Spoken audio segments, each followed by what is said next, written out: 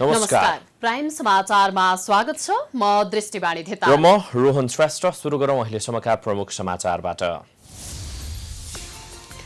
सत्तारूढ नेकपाको गुटगत विवाद सतहमै छताछुल्ल। बालुवाटारमै प्रचण्ड नेपाल समूहको स्थायी कमिटी बैठक। ओली प्रति रुष्ट, पार्टी फुट रोक्न उपाध्यक्ष गौतमको 6 बुँदे प्रस्ताव। पूर्व मन्त्री सुनिल थापा सहित राप्रपाका 100 बढी नेता कार्यकर्ता नेपाली कांग्रेसमा प्रवेश। सभापति देउबा सहितले गरे स्वागत। बुवाले तोडेको नाता आफूले जोडेको थापाको भनाई। लगातारको वर्षासँगै आएको बाढी र पहिरोका कारण आज मात्रै 9 जनाको मृत्यु। 6 जना बेपत्ता। ठाउँ ठाउँमा राजमार्ग अवरुद्ध। बेपत्ताको खोजी कार्य जारी।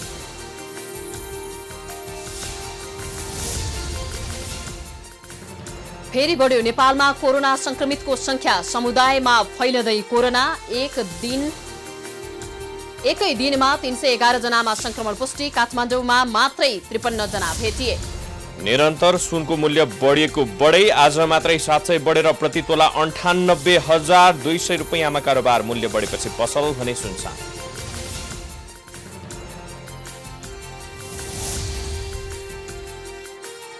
मलेसियाका भूतपूर्व प्रधानमन्त्री नजीब रजाक लाखौं डलर भ्रष्टाचार गरेको मुद्दामा दोषी ठहर। प्रत्येक अभियोगमा 15 देखि 20 वर्षसम्म कैद हुन सक्ने। र लिभरपुलका प्रशिक्षक जर्गन क्लोप वर्ष प्रशिक्षक अवार्ड पाउन सफल। पुरस्कारबाट आफू निकै खुसी भएको क्लोपको प्रतिक्रिया।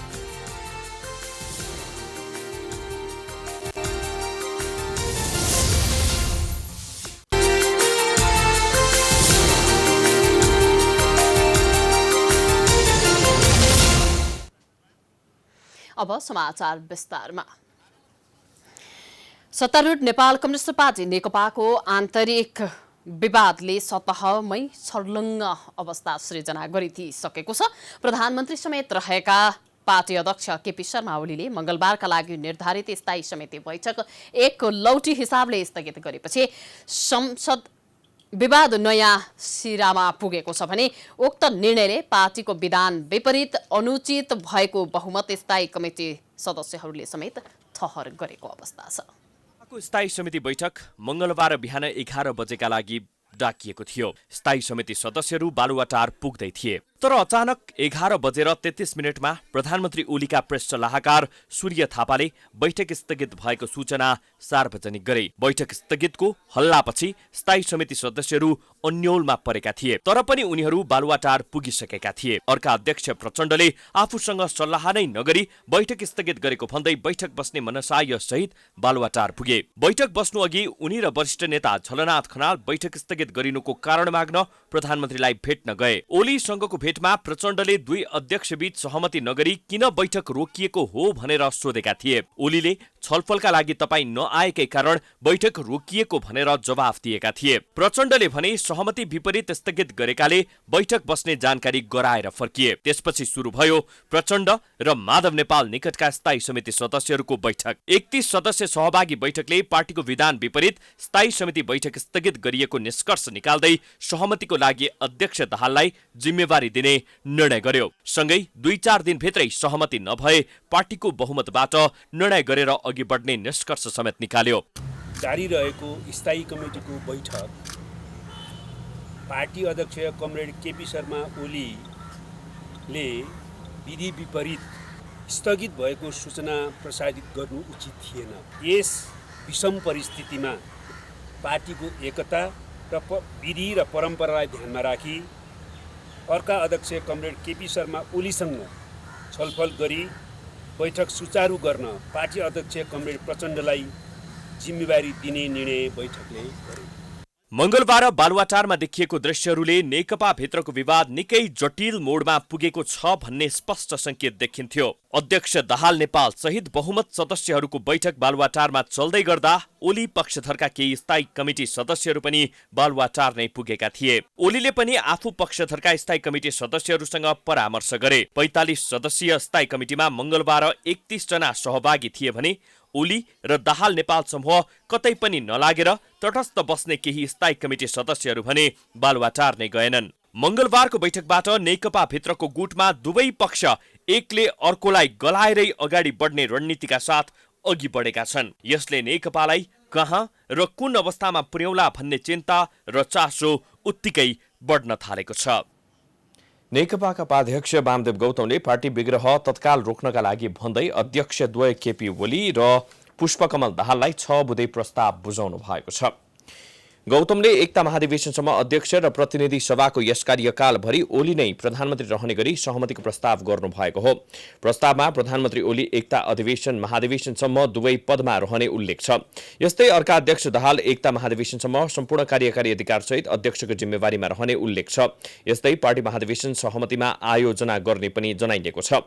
प्रधानमन्त्रीका कामहरूमा पार्टीले हस्तक्षेप नगर्ने, सरकारले राष्ट्रिय तथा अन्तर्राष्ट्रिय महत्वका विषयहरूमा निर्णय गर्नु पूर्व पार्टीको सचिवालयमा परामर्श गर्ने, प्रशासन तथा सुरक्षा निकायका कर्मचारीहरूको पदोन्नति र सरुवाका लागि मापदण्ड निश्चित गरी कार्यान्वयन गर्ने लगायतका विषयमा पनि प्रस्तावमा उल्लेख छ। यस्तै पार्टी केन्द्रीय सचिवालयको सुझाव र परामर्शमा मन्त्री परिषद पुनर्गठन तथा राजनैतिक तथा संवैधानिक नियुक्ति गर्ने, संसदमा नीति तथा कार्यक्रम र बजेट प्रस्तुत गर्नु पूर्व सचिवालयको परामर्श लिने र अबदेखि पार्टीका बैठकहरू पार्टी कार्यालयमा आयोजना गर्ने विषय पनि प्रस्ताव गरिएको छ।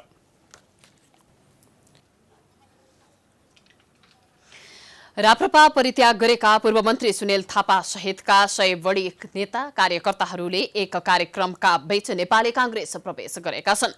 मंगलबार कांग्रेस पार्टी कार्यालय सानेपामा राप्रपा नेता तथा अरू नेताहरू सहित रामकृष्ण भट्टराई, विष्णु विक्रम थापा, बाबुराम बस्नेत, गिरिजालाल यादव, दिलीप राई, राज्यलक्ष्मी श्रेष्ठ, चतुर्मान विश्वकर्मा, रामप्रताप शाह, सुरेश बस्नेत, प्रतिमा राणा छेत्री, टिकाजंग थापा, नारायण राउत र इन्द्रबहादुर तामाङ सहितका नेता कार्यकर्ता कांग्रेसमा प्रवेश गरेका हुन्।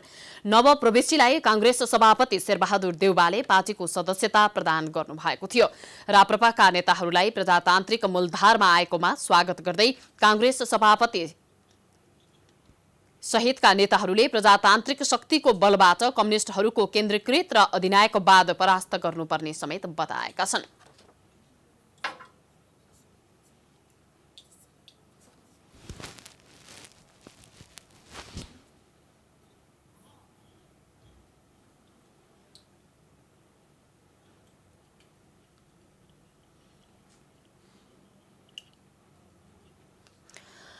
सहमहामन्त्रीको पदीय जिम्मेवारी सहित कांग्रेस प्रवेश गरेका थापाले पूर्व प्रधानमन्त्री समेत रहेका पिता सूर्यबहादुर थापाको लोकतान्त्रिक प्रजातान्त्रिक शक्ति बलियो बन्नुपर्छ भन्ने चाहना पूरा गराउन प्रजातान्त्रिक मूलधारमा प्रवेश गरेको बताएका छन्। जिल्लाबाट राप्रपाका धेरै नेता कार्यकर्ता कांग्रेस प्रवेश गर्ने दावी गरेका थापाले कांग्रेसलाई थप बलियो र सशक्त बनाउन भूमिका खेल्ने समेत बताएका छन्। कोरोना महामारीका कारण सबै काठमाडौँ आउन सम्भव नभएकाले शीर्ष 14 नेता कांग्रेसमा प्रवेश गरेको र अन्य 100 बढी नेता कार्यकर्ता जिल्लाबाटै प्रवेश गर्ने समेत बताइएको छ। देशका विभिन्न जिल्लामा गएको पहिरोमा परि 9 जनाको मृत्यु भएको छ भने 6 जना बेपत्ता भएका छन्। अविरल वर्षासँगै झरेको पहिरोमा परि बागलुङमा 4 जनाको मृत्यु भएको हो। पहिरोले घर पुरिदा तमान खोला गाउँपालिका 2 मा पालबहादुर विकका 13 वर्षीय छोरा खेमबहादुर विक र 12 वर्षीय छोरी रीता विकको मृत्यु भएको हो। राति घरमा सुतिरहेको अवस्थामा माथिबाट झरेको पहिरोले उनीहरूलाई पुरेको प्रहरीले बताएको छ। सँगै सुतिरहेकी मृतककी आमा होमकुमारी विक गम्भीर घाइते भएका छन्। पालबहादुर रोजगारीको सिलसिलामा विदेशमा छन्। त्यस्तै निश्री खोला गाउँपालिका 1 मा एक पहिरोले एक घर पुरेको छ। पहिरोमा परि अन्दाजी 5 वर्षीय समीर परियारको मृत्यु भएको बताइएको छ। नेसै खोला गाउँपालिकामा नै अन्दाजी 60 वर्षीय एक महिलाको पनि शव खोलाको छेउमा फेला परेको छ। उनको पहिचान हुन सकेको छैन। उता रुकुम पश्चिम बाँकी फाँट गाउँपालिका 9 स्यालामा पहिरोले एक घर बगाउँदा 2 जनाको मृत्यु भएको छ। अविरल वर्षापछि आएको पहिरोले स्थानीय जसवीर कामीको घर बगाएको हो। पहिरोले घर बगाउँदा जसवीरका 22 वर्षीय छोरा नवीन विक र छिमेकी हस्तबहादुर सुनारका 16 वर्षीय छोरा बलबहादुर सुनारको मृत्यु भएको प्रहरीले बताएको छ। जसवीरकी श्रीमती 60 वर्षीय झुपी कामी, बुहारी 22 वर्षीय बिउजना कामी, नातिनी 5 वर्षीय कोपिला र 3 वर्षीय ऋतु कामीको उद्धार गरिएको छ। उता दार्चुलाको दहु गाउँपालिका 3 सल्लीमा पहिरोले घर पुरिँदा 2 जनाको मृत्यु भएको छ भने 1 जना भागेर जोगिएका छन्। प्रहरीका अनुसार गएराती पहिरो खस्दा घरमा रहेका 50 वर्षीय रामदत्त जोशी र उनकी 45 वर्षीय श्रीमती इन्द्राको पहिरोमा पुरिएर मृत्यु भएको बताइएको छ। छोरा 21 वर्षीय सुनिल भने भागेर जोगिएका छन्। बेपत्ता हुनेको खोजी भइरहेको प्रहरीले बताएको छ। त्यस्तै पाल्पामा अविरल वर्षासँगै आएको भेलले बगाउँदा मंगलबार रम्बा गाउँपालिका 1 हुङ्गीमा 1 जनाको मृत्यु भएको छ। सोमबार राति ठूलो पानी परेपछि आफ्नै खेतमा भल फर्काउन गएका 30 वर्षीय दिनेश अरियालको मृत्यु भएको माथिल्लो भागबाट आएको भेलले बगाएर मृत्यु भएको हो। भेलले बगाएर बेपत्ता भएका उनको शव पुरिएको अवस्थामा प्रहरीले भेटेको बताइएको छ। उता कालीकोटको रसकोट नगरपालिका 1 मा बाढी र पहिरोमा परि 6 जना बेपत्ता भएका छन्। राजकोट 1 स्थित बडल तोलामा रुगङ्गी खहरे खोलामा राति आएको बाढीले राजबहादुर साईको घर बगाउँदा उनी सहित 5 जना बेपत्ता भएका छन्। बेपत्ता हुनेमा राजबहादुरकी 15 वर्षीय छोरी संगीता शाही, 12 वर्षीय कौशा शाही, 8 वर्षीय छोरा नवीन शाही र 15 वर्षीय साली अस्मिता रहेको जिल्ला प्रहरी कार्यालयले जनाएको छ। साथै सोही वडाको चोकटे बगरमा टेके टामाटाको घर पहिरोले पुरिँदा पाहुना आएकी 14 वर्षीय बेलपुरा शाही बेपत्ता भएको प्रहरीले बताएको छ। लकडाउन खुकुलो भएसँगै नेपालमा कोरोना संक्रमणको संख्या बढ्दै गएको छ। पछिल्लो 2 सातामा 100 मात्रै संक्रमित भेटिएकोमा मंगलबार भने 311 जनामा कोरोना संक्रमण पुष्टि भएको छ। काठमाडौँ उपत्यकामा मात्र 48 जनामा संक्रमण देखिएको छ। पछिल्लो 24 घण्टामा थप 1 जनाको कोरोना संक्रमणकै कारण मृत्यु भएको छ। पछिल्लो 24 घण्टामा 311 जनामा कोरोना भाइरस संक्रमण पुष्टि भएको छ। करिब 2 सातासम्म 200 ननागेको कोरोना संक्रमण मंगलबार भने 311 जनामा देखिएको हो। उपत्यकामा मात्रै 53 जनामा कोरोना संक्रमण पुष्टि भएको छ। नेपाल प्रहरीको हेडक्वार्टरमा मात्रै 14 जनामा कोरोना संक्रमण भएको छ। पछिल्लो 24 घण्टामा 121 जना उपचारपछि निको भएर डिस्चार्ज भएका छन्। यो सँगै डिस्चार्ज हुनेको संख्या 13,875 पुगेको छ। देशका विभिन्न अस्पतालमा 5,129 जना सक्रिय संक्रमितको उपचार भइरहेको छ। नेपालमा थप 1 जनाको मृत्यु भएको छ। यो सँगै कोरोना संक्रमणबाट मृत्यु हुनेको संख्या 49 पुगेको छ। बझाङ जिल्ला बुङ्गल गाउँपालिका वडा नम्बर 3 स्थायी ठेगाना भएका 65 वर्षीय पुरुषको 2077 श्रावण 9 गते घरमै दुःख निधन भएको। दम रोगका बिरामी निज पुरुष भारतको बेङ्गलोरबाट असार 24 गते बझाङ पुग्नु भएको र यो सँगै निधन हुनेहरूको संख्या 49 पुगेको छ। देशभरका 27 वटा प्रयोगशालाबाट पछिल्लो 24 घण्टामा 5032 वटा पीसीआर परीक्षण सम्पन्न भएको छ। 2 वटा जिल्लाहरू रौतहट कैलालीमा 500 भन्दा बढी संक्रमित रहेका छन्। 5 वटा जिल्लाहरू संक्रमण मुक्त भएका छन्। कोरोना संक्रमणको उच्च जोखिम रहेको मन्त्रालयले जनाएको छ। जोखिम रहेसम्म सतर्कता अपनाउन मन्त्रालयले आग्रह गरेको छ। मन्त्रालयका अनुसार काठमाडौँ उपत्यका छिर्ने 3 वटा नाकाबाट नमुना परीक्षणका लागि नमुना कलेक्सन भइरहेको छ। मंगलबार बेलुकीसम्म फर्पिङ नाकाबाट 955, थाङकोट नाकाबाट 2914, सागा नाकाबाट 9944 गरी 4813 जनाको आरडीटी परीक्षणका लागि नमुना लिएको छ। फर्पिङ नाकाबाट 955, थानकोट नागढुङ्गा नाकाबाट 2914 र सागा नाकाबाट 944 गरी जम्मा 4813 आरटीपीसीआर को लागि स्याम्पल कलेक्सन गरेका छौं। यसको रिपोर्ट प्राप्त भएपछि हामी अविलम्ब जानकारी गराउनेछौं। अहिलेसम्म कुल 6,64,709 वटा कोरोना परीक्षण सम्पन्न भएको छ। तीमध्ये 3,52,307 वटा पीसीआर र 3,12,402 वटा आरडीटी परीक्षण सम्पन्न भएको छ। अहिले देशभरका 27 वटा प्रयोगशालामा कोरोना परीक्षण भइरहेको छ। अहिले देशभरका क्वारेन्टिनमा 5,331 जना रहेका छन्। नेता रामचन्द्र पौडेलसँग नेपालका लागि चीनका राजदूत हाउ यान्छेले भेट गरेका छन्। पौडेलले नेपाल र चीन बीचको सुमधुर सम्बन्ध र औपचारिक सम्बन्ध स्थापना भएको 63औं वर्षगाँठको अवसरमा भेट भएको बताएका छन्।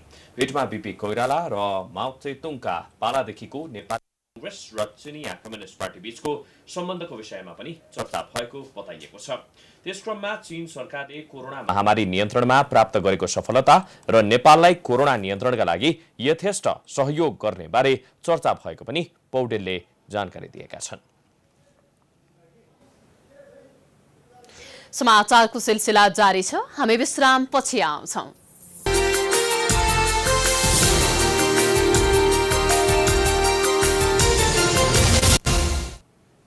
विश्रामपछि स्वागत छ। अब बाँकी समाचार। जनताको जीवन रक्षाको माग गर्दै इनफ इज इनफ अभियानकर्ताले दोस्रो चरणको सत्याग्रह सुरु गरेको पनि 11औं दिन बित्यो। तर सरकार बेखबर बनेको छ। सरकारले इनफ इज इनफ अभियानसँग गरेको 12 बुँदे समझदारीलाई बेवास्ता गरेको भन्दै दोस्रो चरणको आन्दोलन सुरु भए पनि सरकार बेखबर जस्तै बनिरहेको छ। यति बेला एउटा समूह चर्चामा छ। कोरोनाका लागि खर्च भएको हर हिसाब माग्दै सरकार विरोधी आन्दोलनका रूपमा चर्चामा आएको यो समूह हो इनफ इज इनफ। सुरुवातमा सार्वजनिक स्थानमा आन्दोलन चर्काए पनि असार 12 गतेदेखि ललितपुरको पाटन दरबार क्षेत्रमा अनसन बसे। अनसनको 12औं दिन सरकारसँग 12 बुँदे सहमति भएपछि उनीहरूले असार 23 गते मंगलबारबाट अनसन तोडेका थिए। तर सरकारले उनीहरूको माग सम्बोधन गर्नुको साटो आफूहरूलाई झुक्काएको भन्दै उनीहरू अहिले बसन्तपुरमा सत्याग्रह बसेका छन्। न घाम न पानी, दिनरात एउटै अभियानमा जनताको जीवन रक्षामा लागेका छन्। हाम्रो जीवन, हाम्रो दाजुभाइको जीवन, हाम्रो दिदीबहिनीको जीवन, बुवाआमाको जीवन, छिमेकीहरूको जीवन, सबैको जीवनमा सङ्कट ल्याउन सक्ने खालको रोग हो होइन। त्यसपछि तपाईँको कस्तो छ भने अहिलेको अवस्थामा सरकार स्वयं जवाबदेही हुने कुनै छाटकाट देखिएन होइन। स्वयं सरकारले नै प्रधानमन्त्रीज्यूले नै भेट्न आएपछि स्वास्थ्य मन्त्रालयसँग भएको स्वास्थ्य मन्त्रालयकै नेपाल सरकारकै छाप सहमतिको कुनै भ्यालिडिटी नै रहेन होइन। उहाँले त्यो कार्यान्वयन गर्नमा कुनै इमान्दारी नै देखाउनु भएको छैन होइन। इनफ इज इनफ अभियानकर्तालाई सरकारले पहिलो पटक धोका दिएको भन्दै दोस्रो पटक सत्याग्रहमा बसेको पनि मंगलबार 11औं दिन पुगिसकेको छ। तर सरकार भने नदेखे झैं गरिरहेको छ। कोरोनाको महामारी बीच सरकारले गरेको कामप्रति असन्तुष्ट उनीहरू कोरोनाको आरडीटी परीक्षण अन्त्य गरेर पीसीआर परीक्षणको उनीहरूलाई सरकारले 11 बुँदे मागहरूमा विविध किसिमको 12 बुँदे सहमति एक साताभित्र कार्यान्वयन गर्ने प्रतिबद्धता जनाएको थियो। सत्याग्रह र सडक सङ्घर्षका कार्यक्रम रोकिएको भए पनि अझै आन्दोलन भने जारी नै छ। भन्दाखेरि यो सोसाइटीलाई हामीले जति पनि चेन्ज गराउन कोसिस गरिरहेको छौँ सबै बिस्तारै भइरहेको छ र गभर्मेन्टले पनि हामीलाई साथ दिएपछि बल्ल हुने त हुने पर्छ होइन। र यति धेरै हामीसँग डोनेसन्सदेखि लिएर धेरै कुरा आइसकेको छ, नेपालमा भित्रिसकेको जानकारी हामीलाई क्लियर छ। तर उहाँहरूले चाहिँ त्यो पारदर्शिता राख्नु भएको छैन क्या। कति के कुरामा खर्च गर्नुभयो, कति सरकारले कोरोना भाइरसको परीक्षणको दायरा खटाएको छ। काठमाडौँ उपत्यकामा पनि थप जोखिम बढेको छ। सरकारकै लापरवाहीले अझै स्थिति भयावह आउन सक्ने भन्दै सर्वसाधारण त्रसित बनेका छन्। भिडभाड यही हो, सबै हो, संक्रमण अब परीक्षण पनि त्यही हिसाबले घटेकै हो कि जस्तो लाग्छ मलाई। संक्रमण तथ्याङ्कले घटेको देखाए तापनि तपाईँको हाम्रो चेकिङ चाहिँ कम भएर चाहिँ तथ्याङ्क कम आयो कि त्यो खालको लाग्छ मलाई चाहिँ। अब जहाँसम्म सचेतको कुरो छ तपाईँ हामी सबै आफैबाट सचेत हुनुपर्ने अवस्था देखिन्छ। लकडाउन खुकुलो भएपछि भिडभाड झनै बढेको छ। कोरोना नियन्त्रणको चासो भन्दा पनि सरकार आफ्नै कुर्सी जोगाउन कसरत गरिरहेको छ, जसका कारण न कोरोना नियन्त्रण अभियान प्रभावकारी बनेको छ न अभियन्ताले राखेका मागप्रति सरकार गम्भीर बनेको छ। कोरोना भाइरसको सबल व्यवस्थापन र जनताको जीवन रक्षा गर्न माग गर्दै युवाहरूले सुरु गरेको सत्याग्रहमा नेपाली कांग्रेसका नेता प्रकाशमान सिंहले ऐक्यबद्धता जनाउनु भएको छ। नेता सिंहले मंगलबार काठमाडौँको बसन्तपुरमा सत्याग्रह बसेका एनफ इज एनफ समूहका युवाहरूलाई भेट गरी कोरोना नियन्त्रणका लागि गरिएको सत्याग्रहमा कांग्रेसको ऐक्यबद्धता रहेको बताउनुभयो। युवाहरूले कोरोना नियन्त्रणका लागि राखेको जायज मागप्रति समर्थन रहेको र सत्याग्रहका लागि ऐक्यबद्धता जनाएको उहाँले बताउनुभयो। उहाँले कोरोना संक्रमित बढ्दा पनि सरकार सचेत नभएको भन्दै मुलुकलाई अस्तव्यस्ततामा छाडेको बताउनुभयो। सिंहले मुलुकभर पीसीआर परीक्षणको दायरा बढाउन सरकारको ध्यान आकर्षण पनि गराउनुभयो। भन्दा पूर्व नै यसलाई चाहिँ सबै चेक गरेर र्यान्डम चेक गर्नु पर्यो, टोलमा जानु पर्यो, सबै ठाउँमा चाहिँ गएर पीसीआर टेस्टको चाहिँ संख्या चाहिँ बढाउनु पर्यो। त्यति मात्रै होइन, अहिले चाहिँ संसारमा अहिले चाहिँ यो चाहिँ टेस्टिङकोमा पनि अलिक फास्ट हुने खालका चाहिँ त्यो रिसर्चबाट चाहिँ आएको चाहिँ प्रविधिहरूलाई चाहिँ प्रयोग गरेर बढी से बढी चाहिँ यो टेस्टिङ गरेर आम जनतालाई नेपालमा चाहिँ यो चाहिँ यो भनौँ न यो चाहिँ कोरोनाको यो चाहिँ डरबाट चाहिँ हटाउनको लागि यो सरकार चाहिँ गरेको काम अपर्याप्त भएको कारणले गर्दाखेरि गर्नु पर्यो भन्ने कुरा हो। इनफ इज इनफ समूहका युवाहरू 11 दिनदेखि कोरोना रोकथाम तथा नियन्त्रणका लागि आरडीटी परीक्षण खारेज गर्न र पीसीआर परीक्षण गर्न माग गर्दै सत्याग्रहमा बसेका छन्। मुलुकको सबैभन्दा जेठो सरकारी विश्वविद्यालय त्रिभुवन विश्वविद्यालयमा कुनै न कुनै बहानामा विरोध प्रदर्शन र तालाबन्दी हुनुलाई स्वाभाविक रूपमै लिने गरिन्छ। कोरोना पछिको लकडाउनका कारण शैक्षिक क्यालेन्डर के हुन्छ, विद्यार्थीहरूले कसरी आफ्नो भविष्य सुनिश्चित पार्छन् भन्ने अन्योलता भने कायमै भइरहेको छ। यस्तो अवस्थामा विभिन्न संगठनहरूले भने आफ्ना छुट्टै माग राखी त्रिभुवन विश्वविद्यालयमा तालामाथि ताला लगाई आन्दोलन चर्काइरहेका छन्। बेला त्रिभुवन विश्वविद्यालय उपकुलपतिको कार्यालय, रेक्टर कार्यालय, रजिस्ट्रारको कार्यालयमा तालाबन्दी छ। ताला पनि एउटा मात्रै होइन, 3-3वटा ताला कार्यालय प्रवेशद्वारको मुख्य गेटमै लगाइएका छन्। नेपाल विद्यार्थी संघ, त्रिभुवन विश्वविद्यालय समिति, नेपाल प्रजातान्त्रिक प्राध्यापक संघ, राष्ट्रिय लोकतान्त्रिक प्राध्यापक संघले छुट्टै माग राखी तालाबन्दी गरेका हुन्। आन्दोलनमा रहेका संघ संगठनहरूले विश्वविद्यालयका उपकुलपति प्राध्यापक डाक्टर धर्मकान्त बास्कोटाले विश्वविद्यालयका पदाधिकारी तथा प्राङ्गिक नेतृत्वको छनौट र नियुक्तिमा पारदर्शिता नअपनाएको र प्राङ्गिक थलोलाई राजनीतिकरण गरेको लगायतका आरोप लगाउँदै अनिश्चितकालीन तालाबन्दी गरेका हुन्। विश्वविद्यालयको प्रशासन यो अहिले हाम्रो तालाबन्दी प्रति कुनै पनि सिरियस देखेको छैन। कति पनि यसपछि सिरियस जसरी एउटा चाहिँ कर्मण्यता चाहिँ उहाँहरूले चाहिँ प्रस्तुत गर्नुभएको छ, यसले तपाईँको चाहिँ विश्वविद्यालयमा अझै ठुलो चाहिँ उहाँहरूले चाहिँ कस्तो भने यसको समाधान गर्नेतर्फ भन्दा नि मुठभेड निम्त्याउने तर चाहिँ उहाँहरू अग्रसर हुनुहुन्छ। हामीले तालाबन्दी लगाइसकेपछि एउटा चाहिँ वार्ताको वातावरण गराउने ठाउँमा जन उहाँहरूले हतार चाहिँ उहाँहरूले नियुक्ति गर्नुभयो। तालाबन्दीको कारण साउन 5 गतेदेखि विश्वविद्यालयको प्रशासनिक काम पूर्ण रूपमा ठप्प भएको छ। नेपाल विद्यार्थी संघ, त्रिभुवन विश्वविद्यालय समिति, प्रजातन्त्रवादी प्राध्यापक संघले साउन 4 गते र राष्ट्रिय लोकतान्त्रिक प्राध्यापक संघले साउन 11 गते ताला लगाएका थिए। त्रिवीमा पदाधिकारी नियुक्ति गर्दा मनपरी गरेको, क्याम्पस प्रमुख नियुक्त गर्दा पनि दलीय भागभण्डाका आधारमा गरिएको, त्रिवी सुधारका लागि विगतमा प्रतिबद्धता पूरा नगरेको लगायतका 33 बुँदे मागसहित तालाबन्दी गरेका हुन्। यता नेपाल विद्यार्थी संघले भने आफ्ना मागहरूको विश्वविद्यालय प्रशासनले कुनै सम्बोधन नगरेको बताएको छ। कि पहिला त्यहाँ नेतृत्व नै गलत ढङ्गले नियुक्ति गरिएको छ, अपारदर्शी ढङ्गले नेतृत्व नियुक्ति गरिएको छ र चाहिँ कमसल खालको नेतृत्व विश्वविद्यालयमा भएपछि त्यहाँको शैक्षिक गुणस्तर राम्रो हुन्छ भन्ने कुरामा हामीलाई विश्वास छैन। पहिलो कुरा। सँगसँगै त्यहाँको शैक्षिक कुरामा चाहिँ विश्वविद्यालयले ध्यान दिएको छैन। विश्वविद्यालयको ध्यान अरू नै कुरामा छ। तालाबन्दीका कारण त्रिभुवन विश्वविद्यालयका विभिन्न विभागमा 350 जना कर्मचारी कामविहीन बनेका छन्। तालाबन्दी गर्ने समूहका मागप्रति छलफल भइरहेको त्रिवी प्रशासनले जनाएको छ। अब यसमा हाम्रो मुख्यतः अहिले विश्वविद्यालयको यो वार्षिक यो बजेट हाम्रो यो सभाबाट पारित गर्नुपर्ने मेन त्यो रोकिरहेछ अहिलेको अवस्थामा चाहिँ। अब त्यो गर्न सकिरहेको छैन। त्यसलाई अझ सहज बनाउने हिसाबमा चाहिँ अहिले पदाधिकारीज्यूहरू वार्ताकै उसमा चरणमा हुनुहुन्छ होइन। अब हेरौँ यो एकाध दिनमा निकास केही निस्किन्छ कि। मेन हाम्रो फोकसै चाहिँ अहिले यो बजेट चाहिँ पास गर्न नसकेको अवस्था छ हाम्रो चाहिँ। लामो समयको बन्दाबन्दीको मारमा शिक्षा क्षेत्र परिरहेको परिप्रेक्ष्यमा वार्ता र संवादको माध्यमबाट समस्याको समाधान खोज्नु अहिलेको आवश्यकता हो। कोरोनाले अन्यलग्रस्त बनेको पढाइ, परीक्षा, शैक्षिक सत्र लगायतलाई तत्काल सुचारू गर्न जरुरी छ। उचित माग छन् भने त्रिभुवन विश्वविद्यालय प्रशासनले तत्काल आन्दोलित पक्षसँग वार्ता गरी निष्कर्ष निकाल्दै त्रिवीमा लगाइएका तालाहरू खोलिनु पर्दछ। प्राइम टाइम्स टेलिभिजनका लागि क्यामेरामा सुमन निरौलाका साथ लक्ष्मी विश्वकर्मा, काठमाडौँ। सरकारले यही शैक्षिक सत्रदेखि कक्षा 11मा नयाँ पाठ्यक्रम लागू गर्ने भएको छ। विद्यालय शिक्षाको नयाँ पाठ्यक्रम प्रारूप 2076 पारित भएसँगै नयाँ पाठ्यक्रम लागू गर्न लागि हो। एसईको नतिजा सार्वजनिक हुन केवल 1 साता मात्र बाँकी रहँदासम्म पनि कक्षा 11 को पाठ्यक्रमको अन्तिम प्रारूप तयार नभइसकेको र किताब छपाई हुने त कुरै भएन।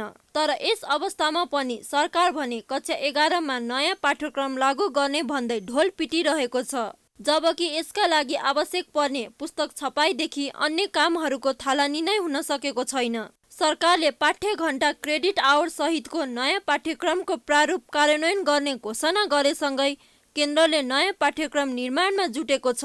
पाठ्यक्रम विकास केन्द्रका अनुसार विज्ञ समूहले तयार पारेको कक्षा 11 को पाठ्यक्रम छलफलको क्रममा रहेको छ। कुनै कुनै विषयका पाठ्य पुस्तकहरू लेख्ने क्रममै रहेका छन्। तर पाठ्यक्रम विकास केन्द्रका सूचना अधिकारी भने अहिलेको पाठ्यक्रम 15 वर्षभन्दा पुरानो भएकाले र कक्षा 12 सम्म विद्यालय तह भएको हुँदा पाठ्यक्रमलाई परिमार्जन गर्न आवश्यक रहेको उनको तर्क छ। यी पुस्तकहरू मात्रै प्रयोग गर्नुहोस् भनेर हामी सूचना पनि गर्छौँ। त्यो सूची हामी आउट गर्छौँ, देखाउनु पर्ने सबै ठाउँमा देखाउँछौँ, स्थानीय तहसम्म पुर्याउँछौँ। त्यो सूचीमा भएका पुस्तकदेखि बाहेक अरू पुस्तकहरू विद्यालयले प्रयोग गर्न पाइँदैन, गर्नु हुँदैन। यदि उहाँले गर्नुभएको रहेछ भने त्यो कानुनको दायराभित्र उहाँहरू आउनुहुन्छ। कक्षा 11 को पाठ्यक्रम कार्यान्वयनका लागि सरकारी निर्णय भइसकेको र नयाँ पाठ्यक्रम सङ्घीय व्यवस्था अनुकूल भएकाले यसबाट पछि फर्कने अवस्था नरहेको पाठ्यक्रम विकास केन्द्रको निष्कर्ष छ। कोरोना महामारीका कारण रोकिएका शिक्षालयमा आगामी भदौदेखि भर्ना लिइने जनाइए पनि कक्षा 11 को नयाँ पाठ्यक्रम मुद्रित नभएको स्थितिमा कसरी लागू गर्न सकिएला भन्ने प्रश्न उब्जिएको छ। यता कक्षा 11 को 3वटा अनिवार्य विषयको पुस्तक छपाई गर्ने जिम्मेवारी पाएको जनक शिक्षा सामग्री केन्द्र भने अहिलेसम्म पनि निम्न माध्यमिक र माध्यमिक तहको पुस्तक छपाईमा नै व्यस्त रहेको छ। केन्द्रका प्रवक्ता चित्र आचार्य भने पाठ्यक्रम विकास केन्द्रले छाप्न अनुमति नदिएसम्म कक्षा 11 र 12 को पुस्तक छाप्न नमिल्ने बताउँछन्।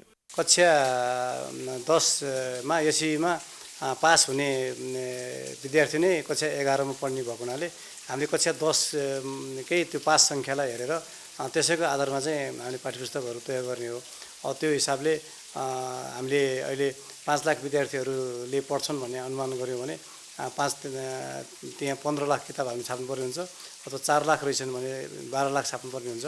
त्यो चाहिँ हाम्रो जुन क्षमता छ दैनिक हामी 1,25,000 भन्दा बढी हामी छाप्न सक्ने क्षमता भएको हुनाले हामीले 10-12 दिन 15 दिनभित्रमा त्यो सम्पूर्ण पाठ्यपुस्तकहरू हामी छपाई गरि सक्छौँ। सरकारको पूर्व निर्णय अनुसार नै अनिवार्य विषयको पुस्तक जनक शिक्षाले छाप्नेछ भने कक्षा 11 को ऐच्छिक विषयको पुस्तक भने बाह्य लेखकले लेख्नेछन्। संविधान बमोजिम विद्यालय शिक्षाको व्यवस्थापनको अधिकार स्थानीय तहमा दिइए पनि पाठ्यक्रम र परीक्षा केन्द्र सरकारकै मातहतमा रहेको छ।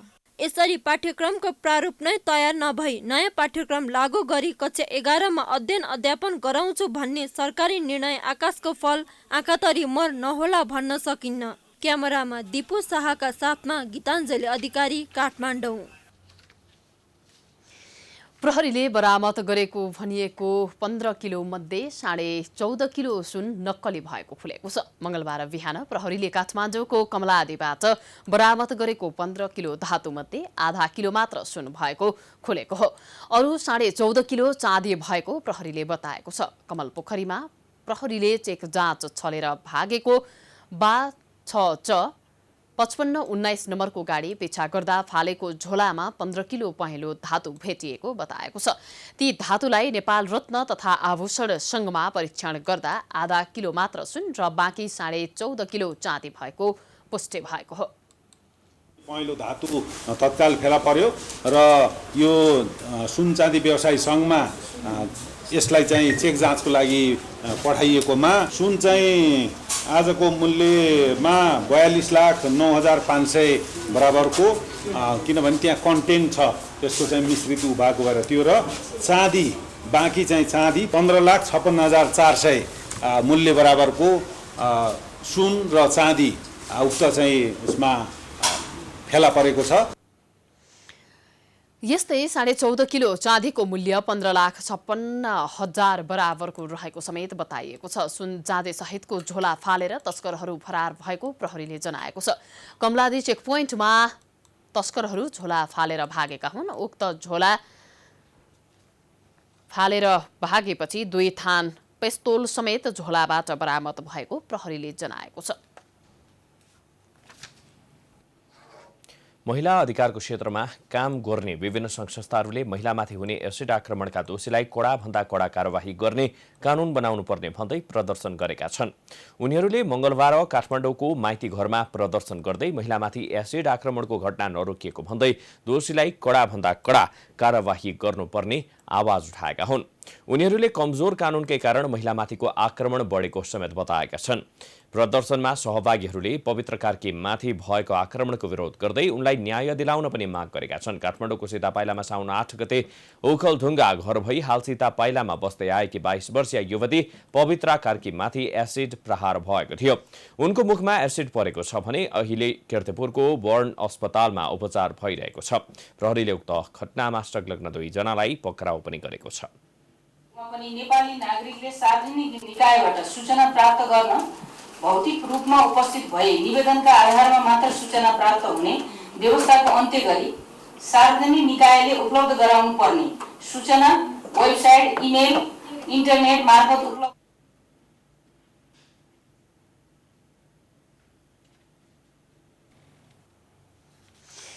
प्रतिनिधि सभा अन्तर्गतको विकास तथा प्रविधि समितिले इमेल र इन्टरनेटको माध्यमबाट पनि सूचना प्रदान गर्ने व्यवस्था मिलाउन सरकारलाई निर्देशन दिएको छ। सिंहदरबारमा मंगलबार बसेको समिति बैठकले भौतिक रूपमा नै उपस्थित भएर निवेदन दिएपछि मात्र सूचना दिने व्यवस्थालाई परिमार्जन गर्दै इमेल र इन्टरनेटको माध्यमबाट पनि सूचना प्रदान गर्ने व्यवस्था मिलाउन सञ्चार मन्त्रालयलाई निर्देशन दिएको हो। बैठकले राष्ट्रिय सूचना आयोगको वार्षिक प्रतिवेदनमाथि कुनै छलफल नै नहुने व्यवस्था रहेको भन्दै प्रतिवेदन संसदमा पेश गरी छलफल हुने व्यवस्था मिलाउन सञ्चार मन्त्रालय र सूचना आयोगलाई निर्देशन दिएको छ।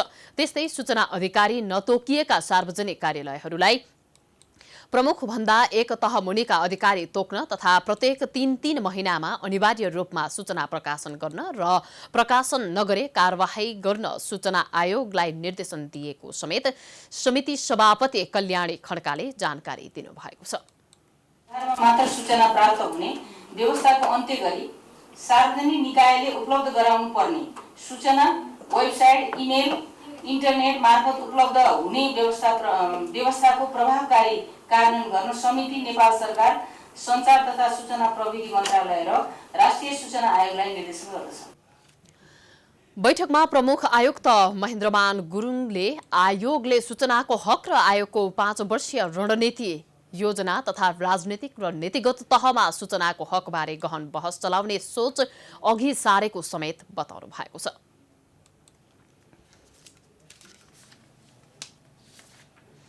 समाचारको सिलसिला जारी छ। हामी विश्राम पछि आउँछौं। विश्राम अघि प्रमुख समाचार पुनः एकपटक। सत्तारूढ नेकपाको गुटगत विवाद सतहमै छताछुल्ल। बालुवाटारमै प्रचण्ड नेपाल समूहको स्थायी कमिटी बैठक। ओलीप्रति रुष्ट पार्टी फुट रोक्न उपाध्यक्ष गौतमको 6 बुँदे प्रस्ताव। पूर्व मन्त्री सुनिल थापा सहित राप्रपाका 100 बढी नेता कार्यकर्ता नेपाली कांग्रेसमा प्रवेश। सभापति देउबा सहितले गरे स्वागत। बुवाले तोडेको नाता आफूले जोडेको थापाको भनाई।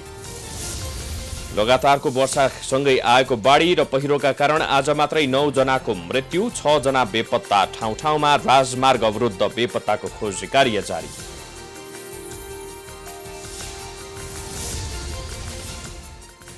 फेरि बढ्यो नेपालमा कोरोना संक्रमितको संख्या, समुदायमा फैलदै कोरोना। एक दिनमै 311 जनामा संक्रमण पुष्टि। काठमाडौँ उपत्यकामा मात्रै 53 जना भेटिए कोरोना संक्रमित।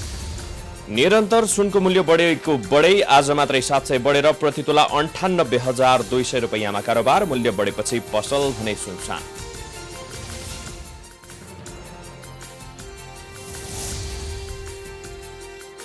मलेसियाका भूतपूर्व प्रधानमन्त्री नजीब रजाक लाखौं डलर भ्रष्टाचार गरेको मुद्दामा दोषी ठहर। प्रत्येक अभियोगमा 15 देखि 20 वर्षसम्म कैद हुन सक्ने। र लिभरपुलका प्रशिक्षक जर्गन क्लोप वर्ष प्रशिक्षक अवार्ड पाउन सफल। पुरस्कारबाट आफू निकै खुसी भएको क्लोपको प्रतिक्रिया।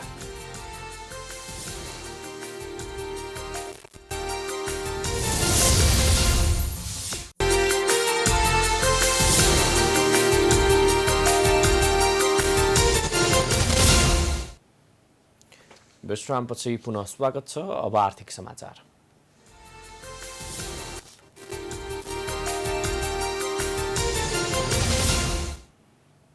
सुनको मूल्य प्रतितोला 98,200 रुपैयाँमा कारोबार भइरहेको छ। साताको पहिलो दिन आइतबार 500 ले बढेको छापावाल सुन आज पनि 700 ले बढेको हो। हिजो 1200 ले बढेर 97,500 मा कारोबार भएको सुन आज बढेर 98,200 पुगेको नेपाल सुन चाँदी व्यवसाय महासंघले जनाएको छ। लगातार उकालो लागेको सुन अन्तर्राष्ट्रिय बजारमा आज प्रति औंस $13 बढेको सुन चाँदी भाव निर्धारण समितिले जनाएको छ।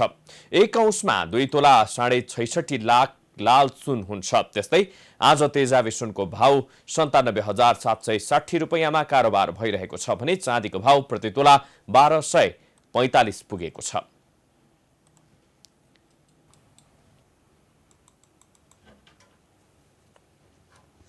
नेपाल राष्ट्र बैंकले गत आर्थिक वर्ष 2076-77 को मौद्रिक नीतिमा फोर्सफुल मर्जरको नीति अगाडि सारेको थियो। तर सो नीतिलाई बैंकरहरूले असहमति जनाएपछि चालु आर्थिक वर्ष 2077-78 को मौद्रिक नीतिमा सो बुदा नै हटाएर बिग मर्जर नीति सार्वजनिक गरेसँगै कार्यान्वयनमा आउने भएको छ।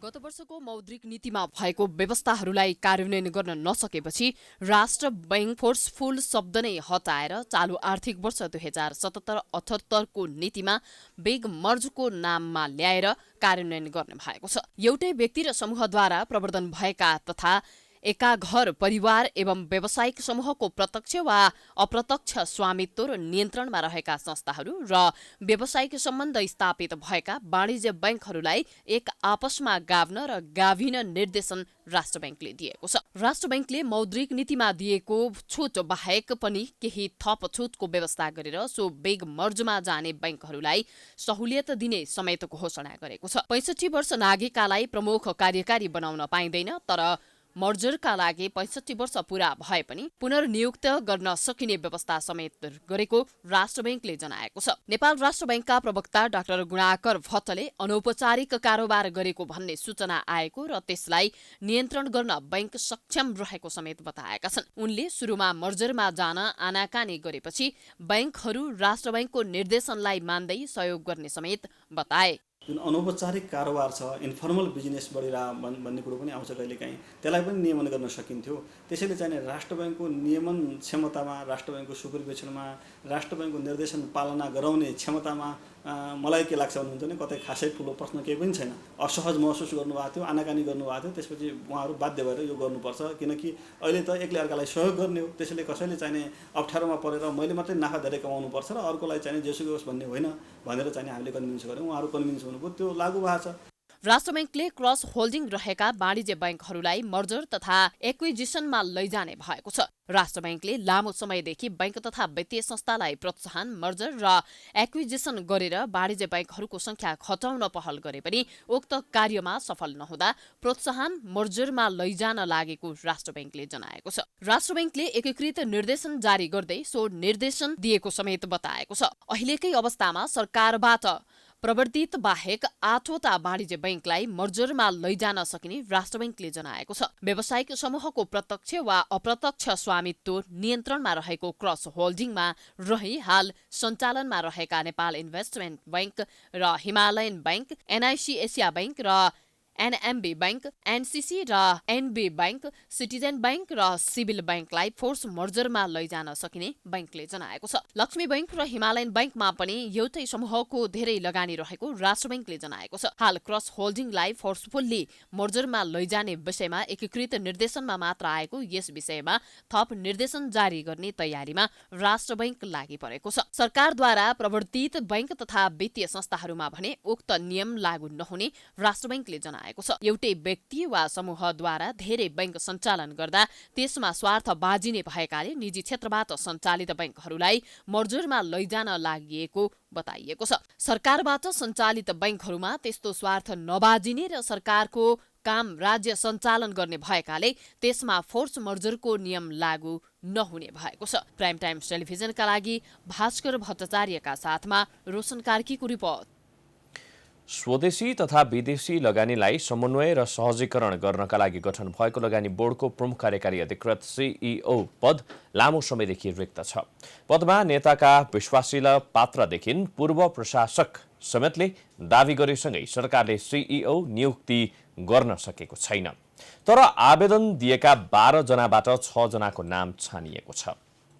लगानी बोर्डका तत्कालीन प्रमुख कार्यकारी अधिकृत सीईओ महाप्रसाद अधिकारी नेपाल राष्ट्र बैंकको गभर्नर भएसँगै सो पद रिक्त छ। सो पद हत्याउन अहिले विवादास्पद अनुहारदेखि पूर्व प्रशासकहरू समेत शक्ति केन्द्र धाउने प्रक्रियामा सक्रिय भएका छन्। रिक्त रहेको सीईओका लागि 12 जनाले आवेदन दिएका थिए। बोर्डको सीईओ छनौटका लागि अर्थमन्त्री डाक्टर युवराज खतिवडा संयोजक र राष्ट्रिय योजना आयोगका उपाध्यक्ष पुष्पराज कडेल तथा आयोगका पूर्व सदस्य गोविन्द नेपाल सदस्य रहेको समिति समेत बनाइएको थियो। पदपूर्तिका लागि गत असार 5 गते दरखास्त आह्वान गरिएको थियो। सो आह्वान अनुसार सीईओ का लागि 12 जनाले निवेदन पेश गरेका थिए, जसमध्ये बोर्डले 6 जनाको नाम छानेको छ। सीईओ को लागि सुशील गेवाली, दीपकराज जोशी, रामकृष्ण खतिवडा, चण्डिका प्रसाद भट्ट, सुमन शर्मा र सरोज कोइरालाको नाम छनौट गरेको बोर्डले जनाएको छ। आवेदन दिएका मध्ये सुशील भट्ट, कृष्ण प्रसाद आचार्य, लक्ष्मी विलास कोइराला, आशिष गजुरेल, शेरजङ कार्की र रमेश चन्द्र पौडेल छनौटमा पर्न सकेनन्। बोर्डको सीईओ हुन जलविद्युतका विदेशी एजेन्टदेखि नेताका नातेदारसम्मले इच्छा देखाएसँगै सो पदका लागि अझै नियुक्त गर्न सरकार सफल हुन सकेको छैन। चिनिया कम्पनी चाइना गेजुवा ग्रुप अफ कम्पनी CGGC का नेपाली एजेन्टका रूपमा परिचित सुशील भट्टले नेकपाका कार्यकारी अध्यक्ष पुष्पकमल दाहालको कोटाबाट आवेदन दिएका थिए। नेकपाका महासचिव विष्णु पौडेल प्रति वफादार सुशील गेवाली, माधव नेपालका वफादार कृष्ण आचार्यले समेत निवेदन दिएका थिए। सो पदका लागि डाक्टर सरोज कोइराला माछापुच्छ्रे ब्याङ्कको सञ्चालक समितिसँग विवाद भएपछि ब्याङ्कबाट निकालिएका सुमन शर्माले पनि सो पदका लागि आवेदन दिएका थिए। नेकपाका नेता हरिबुल गजुरेलका भतिज आशिष गजुरेल पनि सीईओ हुने लाइनमा रहेका थिए। पूर्व सहसचिवद्वय लक्ष्मी विलास कोइराला र शेरजङ कार्कीले सीईओ का लागि आवेदन बुझाएका थिए। अर्थमन्त्री खतिवडा संयोजक रहेको छनौट समितिले उनीहरू मध्ये 3 जनाको नाम सर्टलिस्ट गरी नियुक्तिका लागि मन्त्री परिषदमा पेश गर्ने कार्य योजना छ। सिफारिस भएका 3 जना मध्येबाट 1 जनालाई मन्त्री परिषदको बैठकले लगानी बोर्डको सीईओमा नियुक्त गर्नेछ।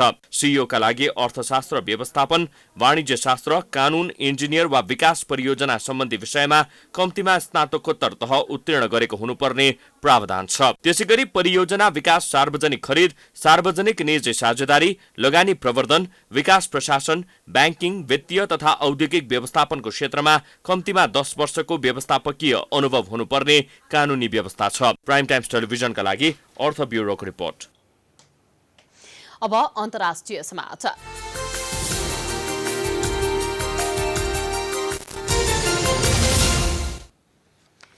मलेसियाका भूतपूर्व प्रधानमन्त्री नजीब रजाक लाखौं डलर भ्रष्टाचार भएको एउटा मुद्दामा दोषी ठहर भएका छन्। भ्रष्टाचार सम्बन्धी विभिन्न मुद्दामध्ये पहिलोको निर्णय सुनाउँदै अदालतले उनी विरुद्ध लागेका 7वटै अभियोगमा नजीब दोषी भएको ठहर गरेको हो। उनले अपराधीको प्रयोजनका लागि विश्वासघात गरेको, सम्पत्ति शुद्धिकरण र अख्तियार दुरुपयोग जस्ता अभियोगहरू अस्वीकार गरेको बताइएको छ। उक्त मुद्दालाई मलेसियाको कानुनी शासन स्थापना र भ्रष्टाचार नियन्त्रणको प्रयासको महत्त्वपूर्ण परीक्षा मानिएको थियो। मलेसियाको 1MDB नामक कोष अपचलन काण्डले विश्वभरि भएका जाल साक्षी र भ्रष्टाचारलाई उजागर गरिदिएको छ। उच्च अदालतका न्यायाधीश मोहम्मद नजलान मोहम्मद गजलीले सबै प्रमाणका आधारमा अभियोग पुष्टि भएको घोषणा गरेका हुन्। नजिबलाई प्रत्येक अभियोगका लागि 15 देखि 20 वर्षसम्मको कारागार हुने समेत बताइएको छ।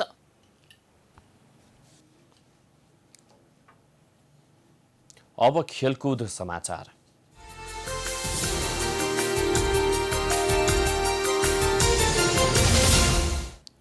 लिभरपुललाई 30 वर्षपछि इङ्ग्लिस प्रिमियर लिग फुटबलको उपाधि दिलाएका प्रशिक्षक यर्गन क्लोपले LMA अवार्ड पाएका छन्। लिग म्यानेजर्स एसोसिएसनले वर्षको उत्कृष्ट लिग प्रशिक्षकलाई प्रदान गर्ने अवार्ड यो पटक क्लोपले पाएका हुन्। लिड्स युनाइटेडका प्रशिक्षक मार्सेलोले च्याम्पियनसिप अवार्ड जितेका छन्। उनले लिड्सलाई च्याम्पियनसिपको उपाधिसँगै इङ्ग्लिस प्रिमियर लिगमा बढुवा गराएका हुन्। म्यान्चेस्टर युनाइटेडका पूर्व प्रशिक्षक सर एलेक्स फर्ग्युसनले समेत यो अवार्डका लागि क्लोप पूर्ण रूपले योग्य भएको बताएका छन्।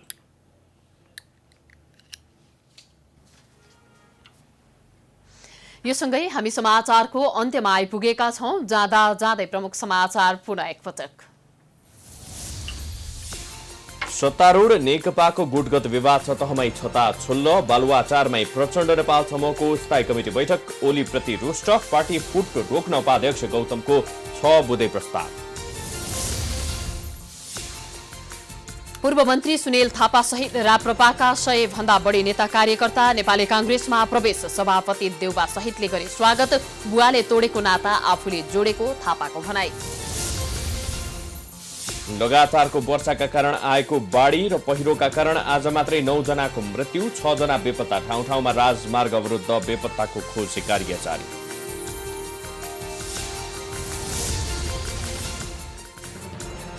फेरि बढ्यो नेपालमा कोरोना संक्रमितको संख्या। समुदायमा फैलदै कोरोना। एक दिनमा 311 जनामा संक्रमण पुष्टि। काठमाडौँ उपत्यकामा मात्रै 53 जना भेटिए। निरन्तर सुनको मूल्य बढेको बढे। आज मात्रै 700 बढेर प्रति तोला 98,200 रुपैयाँमा कारोबार। मूल्य बढेपछि पसल भने सुनसान।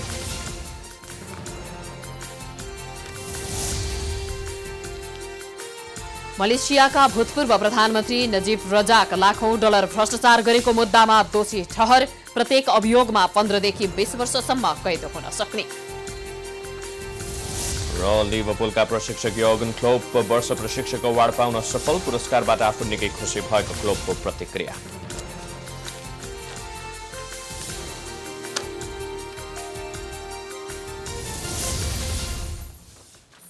समाचार अहिलेलाई सकियो। यसपछिको प्रस्तुति जनता जान्न चाहन्छन् ऋषि धमलाको साथमा। हेर्दै गर्नुहोला प्राइम टाइम्स टेलिभिजन। नमस्कार।